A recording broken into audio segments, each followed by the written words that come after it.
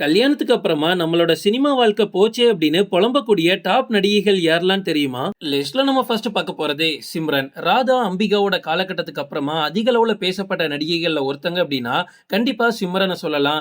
இடுப்பழகி அப்படின்ற பட்டத்துக்கு சொந்தக்காரங்க சிம்ரன் மட்டும்தான். 1995 இருந்து 2008 வரைக்குமே நம்ம தமிழ் சினிமால ஒரு மிகப்பெரிய ஆதிக்கத்தை செலுத்தியிருக்காங்க. வேற எந்த ஹீரோயினுக்கும் அந்த சான்ஸ் கிடைச்சதே கிடையாது. ஆனா அதுக்கப்புறமா ஸ்கிரீன்ல இவங்களை பார்க்கவே முடியல. கல்யாணம் பண்ணிக்கிட்டு ஆள் அட்ரஸ் இல்லாம போயிட்டாங்க. சீமராஜா படத்துல சமந்தாவோட சித்தியா தான் பல வருஷங்கள் கழிச்சு நடிச்சாங்க. அதுக்கப்புறமா நிறைய படங்கள்ல இப்ப நடிச்சிட்டு இருக்காங்க. ஆனா எதுலயுமே அவங்க எதிர்பார்த்த ஒரு ரோல் கிடைக்கல. லிஸ்ட்ல நம்ம அடுத்து பார்க்க போறது ரம்பா. உள்ளத்தை அள்ளித்தா படத்தை நடிச்சு முடிச்சதுக்கு அப்புறமா நம்ம தமிழ் சினிமாவை ஆள்றதுக்கு புதுசா ஒரு ஹீரோயின் வந்துட்டாங்க அப்படின்ற நம்பிக்கையை கொடுத்தவங்க ரம்பா. தொடையழகி அப்படின்ற பட்டத்துக்கு சொந்தமானவங்களும் இவங்க தான். அன்னைக்கு இருந்த இளைஞர்களோட கனவு கண்ணி ஆயிட்டாங்க ரம்பா. தெலுங்கு, மலையாளம், ஹிந்தி, பெங்காலி படங்கள்ல தொடர்ந்து நடிச்சுக்கிட்டே இருந்தாங்க. ரம்பாவுக்கு உட்கார்றதுக்கு கூட நேரம் இருக்காது. அந்த அளவுக்கு படங்கள் குவிஞ்சுக்கிட்டே இருந்துச்சு. மார்க்கெட்டும் உச்சத்துல இருந்துச்சு. அந்த டைம்ல தான் இவங்க கல்யாணம் பண்ணாங்க. கல்யாணத்துக்கு அப்புறமா ரம்பாவை ஸ்கிரீன்ல பார்க்கவே முடியல. ஒரு கட்டத்துக்கு அப்புறமா ரம்பான்னு ஒருத்தங்க இருந்ததையே மக்கள் மறந்துட்டாங்க. அதுக்கப்புறமா ரொம்ப வருஷம் கழிச்சு சில நடன ஷோக்கள்ல நடுவரா இருந்தாங்க. லிஸ்ட்ல நம்ம அடுத்து பார்க்க போறது ரீமா சென். திமிரு, வல்லவன் மாதிரியான மெகா ஹிட் படங்கள்ல நடிச்சதுக்கு அப்புறமா எக்கச்சக்க பட வாய்ப்புகள் வந்துட்டே இருந்துச்சு ரீமா சென்னுக்கு. அந்த டைம்ல இவங்களோட ட்ரெஸ்ஸிங் சென்ஸை பார்த்து பெண்களே ரீமா சென்னுக்கு ஃபேன் ஆயிட்டாங்க. அந்த அளவுக்கு நிறைய பேரை இவங்க மாத்தி விட்டாங்க. 1000ல் ஒருவன் படம் இவங்களுக்கு ஒரு மிகப்பெரிய கம்பேக்கா இருக்கும்னு பார்த்தா அந்த டைம்ல அந்த படம் சரியா போகாததுனால அதுவுமே அவங்களுக்கு ஒழுங்கா அமையல. அதுக்கப்புறமா 2012ல கல்யாணம் பண்ணிக்கிட்டாங்க. கல்யாணம் முடிஞ்ச கையோட சினிமா விட்டு போனதுதான். அதுக்கப்புறமா ரீமா சென்னுக்கு சொல்லிக்கிற மாதிரி ஒரு ரோல் கூட நம்ம தமிழ் சினிமால கிடைக்கல.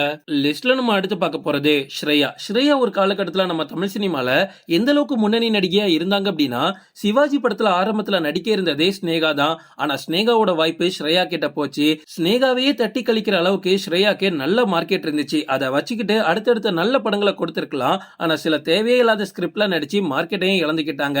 அதுக்கப்புறமா கல்யாணம் பண்ணிக்கிட்டாங்க. அதுவே லேட்டா தான் பண்ணிக்கிட்டாங்க. ஆனா கல்யாணத்துக்கு அப்புறமா சொல்லிக்கிற மாதிரி எந்த ஒரு வாய்ப்பும் அவங்களுக்கு கிடைக்கல. லிஸ்ட்ல நம்ம அடுத்து பார்க்க போறது தேவயானி. 90s காலகட்டத்துல ஒரு குடும்ப நடிகையா வலம் வந்தவங்க தான் தேவயானி. அந்த பட்டம் அவ்வளவு சீக்கிரம் யாருக்குமே கிடையாது. ஒட்டுமொத்த ஃபேமிலி ஆடியன்ஸ் ஒரு ஹீரோயினை ரசிக்கணும் அப்படின்னா அது தேவயானியால மட்டும்தான் முடியும். அப்ப இருந்த எல்லா முன்னணி நடிகர்களுமே எங்களோட படத்துல தேவயானியை கமிட் பண்ணுங்க அப்படின்னு கெஞ்சுவாங்களாம். ஆனா ஒரு கட்டத்துல இயக்குனர் ராஜ்குமாரை இவங்க கல்யாணம் பண்ணிக்கிட்டதுக்கு அப்புறமா இனிமே எனக்கு ஃபேமிலி லைஃப் தான் வேணும், சினிமா லைஃப் வேணாம் அப்படின்னு ஹீரோயினா நடிக்கிறதையே ஸ்டாப் பண்ணிட்டாங்க.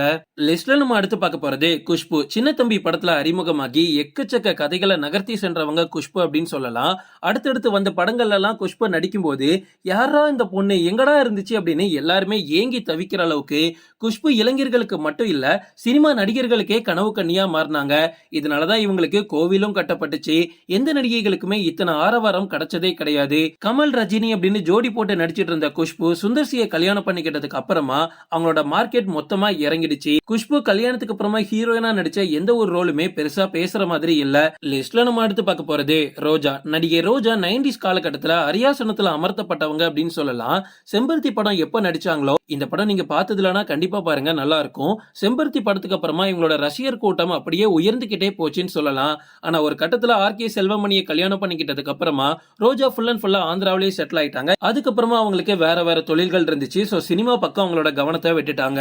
லிஸ்ட்ல நம்ம அடுத்து பார்க்க போறது நஸ்ரியா. நேரம், ராஜாராணி, நையாண்டி அப்படின்னு அடுத்தடுத்த ஹிட் படங்களை நம்ம தமிழ் சினிமாக்கு கொடுத்தவங்க நஸ்ரியா. தொடர்ந்து நடிச்சுக்கிட்டே இருந்திருந்தாங்க அப்படின்னா இன்னைக்கு இவங்க தான் லேடி சூப்பர் ஸ்டாரா இருந்திருப்பாங்க. ஆனா அந்த டைம்ல ரொம்ப சீக்கிரமாவே நஸ்ரியா ஃபகத் ஃபாசில கல்யாணம் பண்ணிக்கிட்டாங்க. கல்யாணத்துக்கு அப்புறமா சொல்லிக்கிற மாதிரி எந்த ஒரு படத்துலயுமே நடிக்கல. நானி கூட ஒரு படம் பண்ணாங்க. பட் அதுவுமே தெலுங்கு படமா அமைஞ்சிருச்சு. நம்ம தமிழ்ல பெருசா எந்த ஒரு என்ட்ரியும் இல்ல. ஓகே ஃப்ரெண்ட்ஸ், இதோட நான் இந்த வீடியோ முடிச்சுக்கிறேன். இன்னொரு இன்ட்ரெஸ்டிங்கான வீடியோல நம்ம சந்திக்கலாம். Stay tuned.